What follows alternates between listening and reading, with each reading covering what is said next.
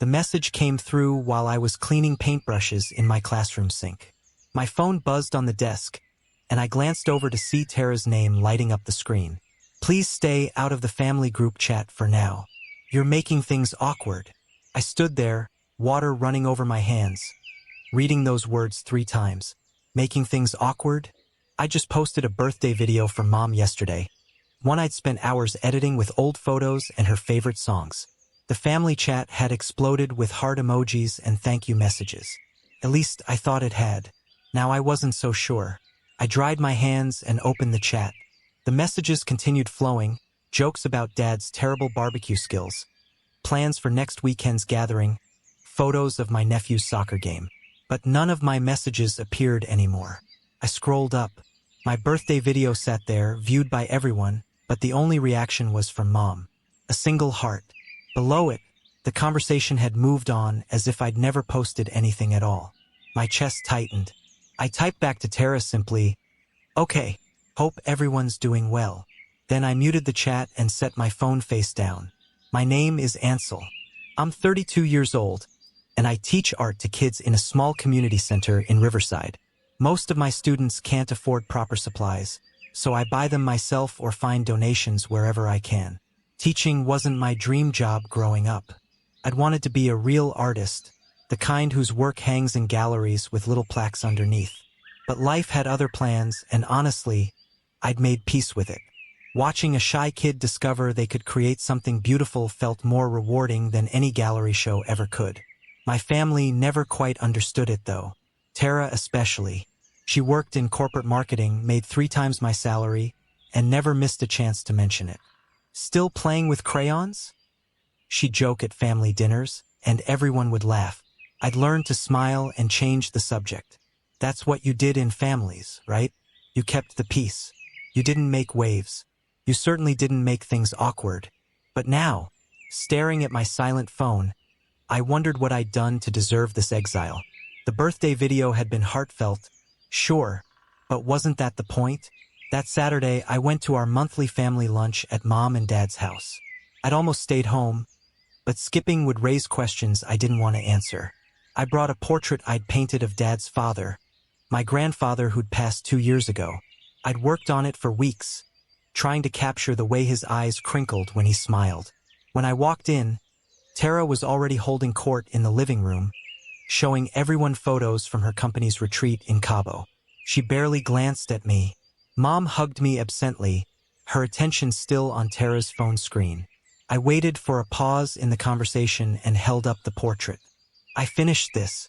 Thought we could hang it in the hallway." Dad looked over and nodded. "That's nice, son. Real nice." But he turned back to Tara before I could respond. My brother Colton was more interested in his own phone. My Aunt Brielle made a brief comment about the frame before returning to asking Tara about Mexico. I stood there holding the portrait for another moment, then quietly set it against the wall.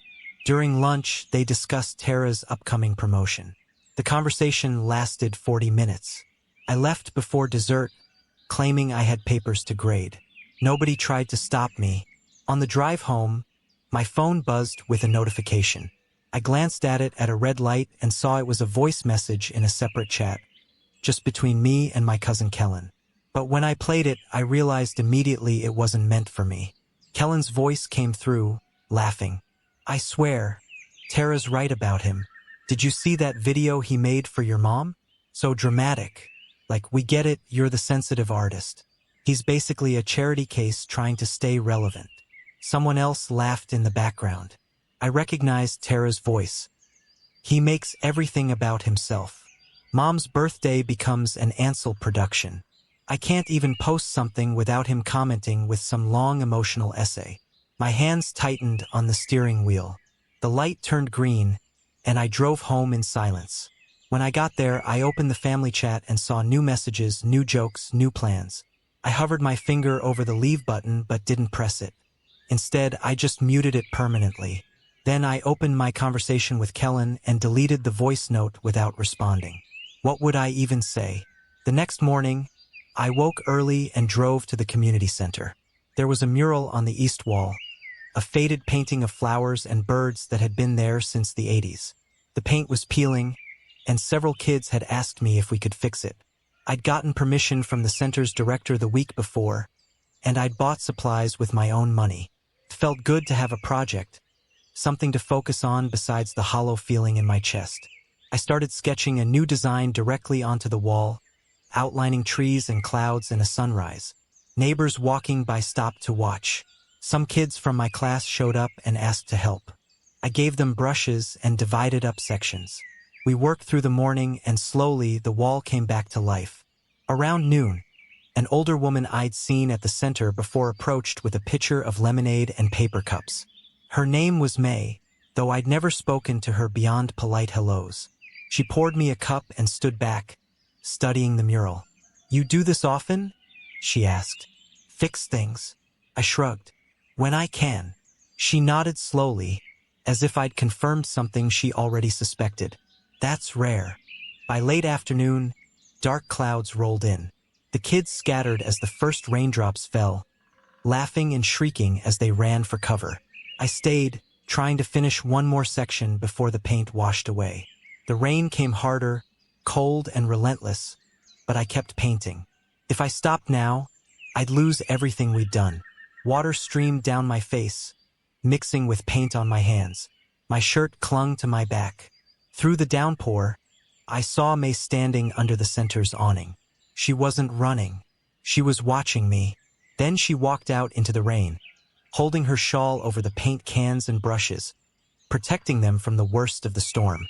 "The wall will still be here tomorrow," she called over the sound of rain. "You don't have to do this now." But I kept painting. "People forget good things too easily," I called back. She smiled faintly. "True, but walls remember." We stood in the rain for another 10 minutes before I finally stepped back.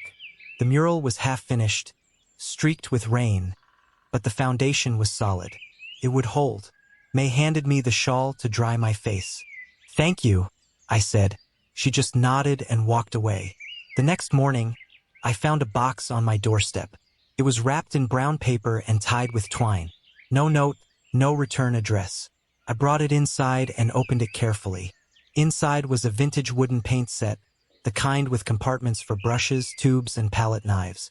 The wood was worn smooth with age, and carved into the lid were 2 initials. AL. My initials. But this wasn't mine. I'd never seen it before. I ran my fingers over the carving, wondering if it was some strange coincidence. Inside the lid, tucked into a small pocket, I found a folded piece of paper. The handwriting was shaky but deliberate. "For those who still paint in the rain." I sat at my kitchen table for a long time, staring at that note. May. It had to be from May. But why would she give me something like this? And where had she gotten a paint set with my initials? I wanted to thank her, but I didn't know where she lived. I decided I'd find her at the center or the market where I'd seen her before. Maybe she'd explain. Maybe she wouldn't. Either way, the gift felt like more than just a kind gesture. Felt like a message. That night, I made the mistake of checking the family group chat. I'd left it muted, but curiosity got the better of me. I scrolled through 2 days' worth of messages. Photos from a barbecue I hadn't been invited to. Plans for someone's birthday dinner next month. A joke chain that went on for 50 messages. Then I saw it. Tara had posted one of my old paintings, a watercolor of the river near our childhood home. I'd given it to Mom years ago, but in Tara's post, my signature was cropped out. The bottom corner, where I always signed my work, was cut off. The post had 200 reactions. Comments poured in. "This is beautiful, Tara. Did you paint this?" She hadn't corrected anyone. My stomach turned. I closed the app and set my phone down. Then I picked it up again and looked one more time, just to make sure I wasn't imagining it. I wasn't.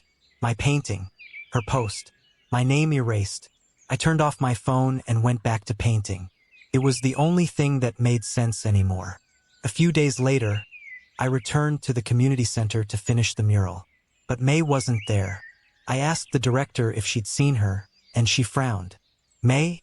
No, I haven't seen her in a few days. She usually stops by every morning." I walked to the small market a few blocks away where May sometimes sold handmade crafts. Her stall was empty. The woman at the next booth said May hadn't shown up all week. She left her paint box behind though, the woman said, pointing to a small wooden box under the table. I've been keeping it safe. I picked it up. It was similar to the one May had given me, but older, more worn. On the underside, barely visible, was a faint pencil sketch. It showed the mural I'd been painting, but with one addition: a small arrow pointing toward the old train station on the edge of town. My heart started beating faster. Why would May leave this behind? And why was she leading me somewhere? I thanked the woman and headed toward the station, the paint box tucked under my arm. The train station had been abandoned for years. The tracks were overgrown with weeds, and the platform was cracked and crumbling.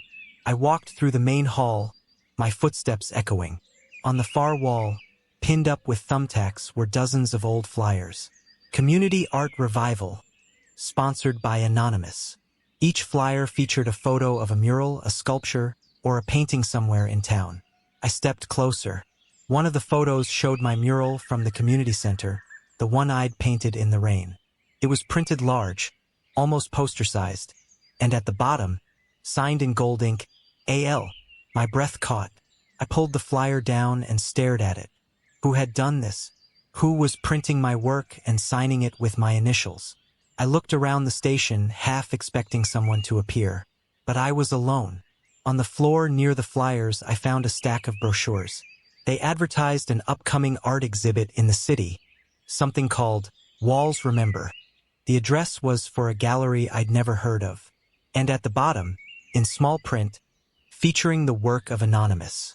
I folded one of the brochures and put it in my pocket.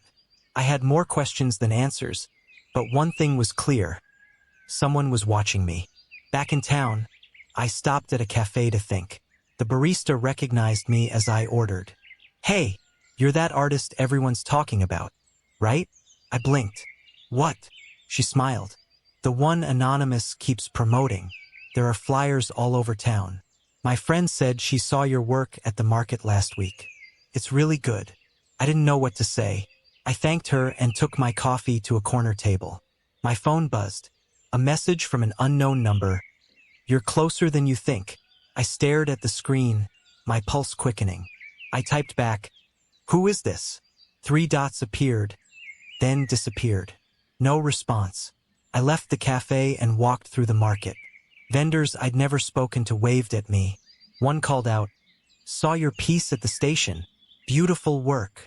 Another asked if I was the one behind the mural restorations around town. I shook my head, confused. I only did the one at the community center. They exchanged glances, smiling knowingly. Sure. Anonymous, right?" I walked away, my head spinning. Someone was using my work. Someone was building a reputation in my name, and I had no idea who or why. That evening, I scrolled through social media and froze. Tara had posted again. This time, it was an announcement. She was collaborating with a major gallery in the city for an upcoming exhibit. The post included photos of her standing in front of large canvases. In the background, unmistakably, was a blown-up version of my mural design from the community center. My design. My work. Her name. The comments flooded in. "Tara, this is incredible. You're so talented. Can't wait to see the exhibit. Your art is so emotional and raw." I set my phone down before I threw it. My hands were shaking. She hadn't just cropped out my signature this time. She'd taken the entire piece and claimed it as her own. I wanted to call her, to confront her, to demand she take it down. But what would that accomplish? She'd deny it, twist it, make me look jealous or petty. I'd learned that lesson already. Instead, I took a deep breath and went back to my easel. I started a new painting, pouring everything I felt into the canvas. Anger, betrayal, sadness. The brush moved on its own, and I didn't stop until the sun came up. The next morning, an envelope appeared in my mailbox. It was cream-colored, expensive-looking, with no return address. I opened it carefully. Inside was a single card with elegant gold lettering. "You're cordially invited to the unveiling of Walls Remember, City Gallery, Friday at 7 p.m. Below the text was a brushstroke in gold paint. still slightly wet. I recognized the color. It was the same shade May had used on one of her crafts. I turned the card over. Nothing else. Just the invitation. My mind raced. Was this connected to the flyers at the train station? To the anonymous promotions? To May's disappearance? I had no answers, but I knew I had to go. Friday was 2 days away.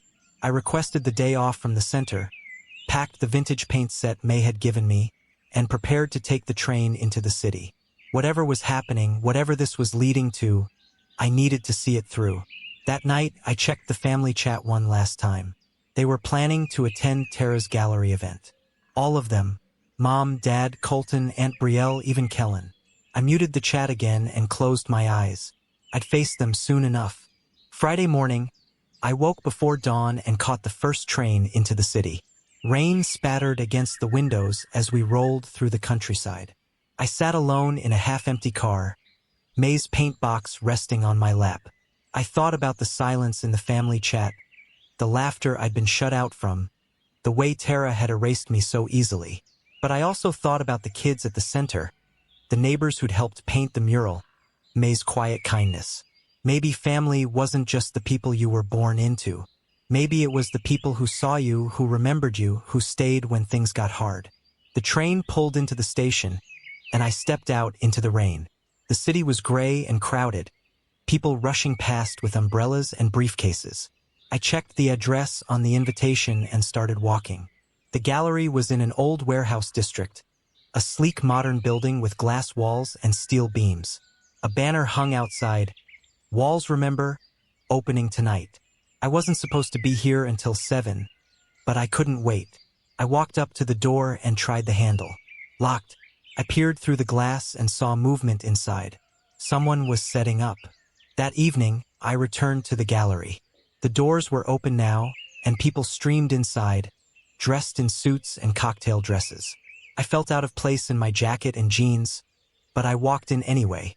The main hall was massive, with high ceilings and spotlights illuminating the walls. And there, covering the entire centerpiece wall, was my mural. The one from the community center. But it was bigger, cleaner, restored to vivid color. At the bottom, a brass plaque read, "Walls Remember," by Tara Lang. My chest tightened. Reporters swarmed around Tara, who stood under the lights, beaming. She wore a sleek black dress and held a glass of champagne.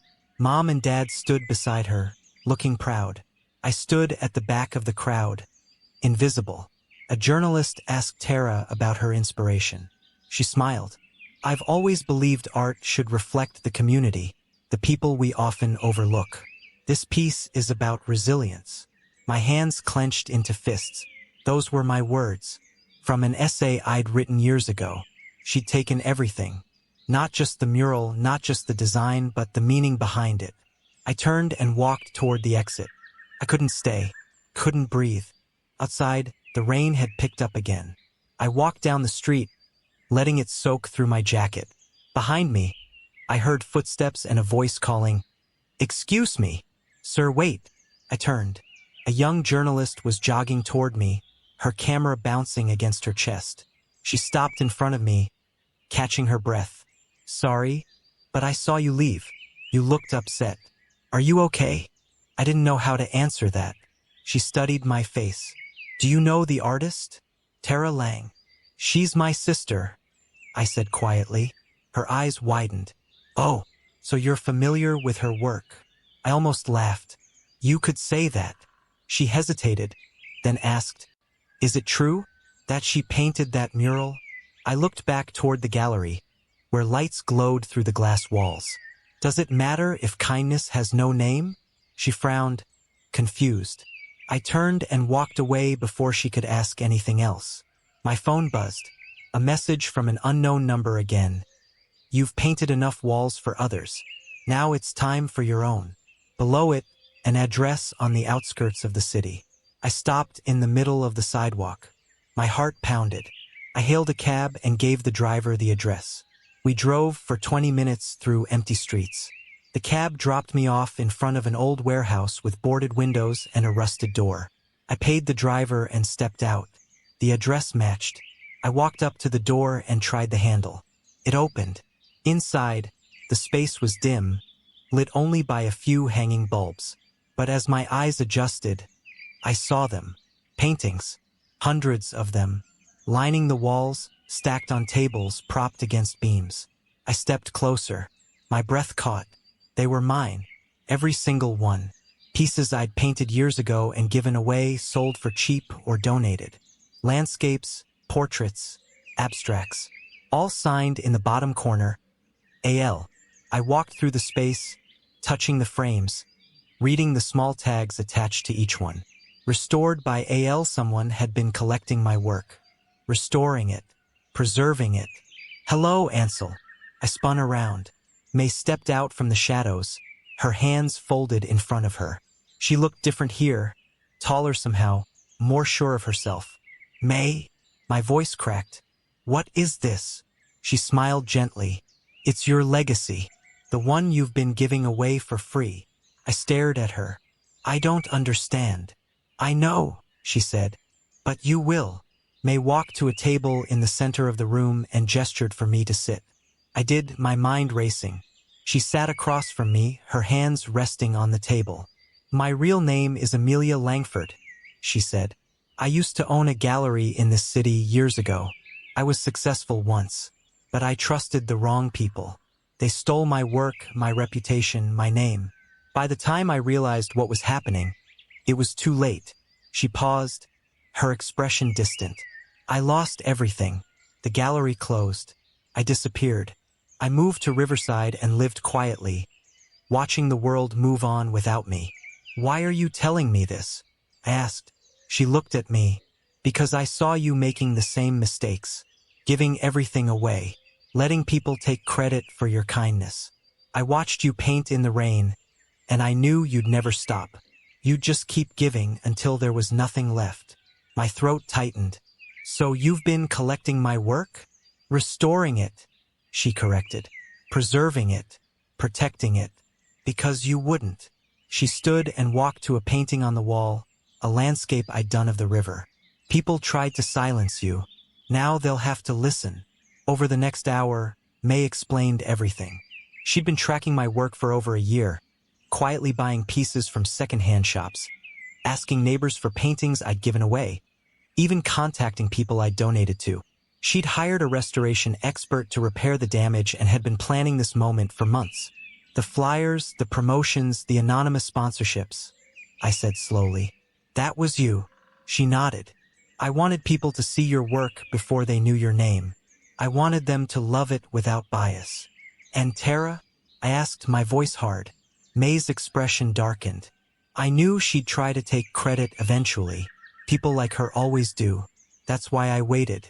I needed her to show her hand first. She handed me an envelope. Inside was an invitation, identical to the one I'd received earlier. But this one had a different date. Tomorrow night. There's a second unveiling, May said. This time, the gallery will show the truth. Your work. Your name. And Tara will have to answer for what she's done. I stared at the invitation. My hands trembled. Why are you doing this for me? May smiled. Because someone should have done it for me. The next evening, I stood in front of the same gallery, but this time the banner had changed. The true artist behind Walls Remember, Ansel Lang. My name, in bold letters, visible from the street. I felt sick. May stood beside me, calm and composed. Ready? She asked. I wasn't, but I nodded anyway. We walked inside. The crowd was smaller tonight, more intimate. But the people who mattered were there. Reporters, art critics, gallery owners. And at the front, near the mural, stood my family. Tara saw me first. Her face went pale. Mom grabbed Dad's arm. Colton's eyes widened. May stepped onto a small stage at the center of the room. A microphone was set up. She tapped it gently, and the room went quiet. Good evening, she said. My name is Amelia Langford, and I'm here to tell you about an artist you've been admiring, but whose name you've never known. She gestured toward the mural. This piece and many others were created by Ansel Lang, not Tara Lang. Ansel. A murmur rippled through the crowd. Tara stepped forward, her voice shaking. This is ridiculous. May held up a hand. Please, let me finish. She pressed a button, and a screen lowered behind her. A video began to play.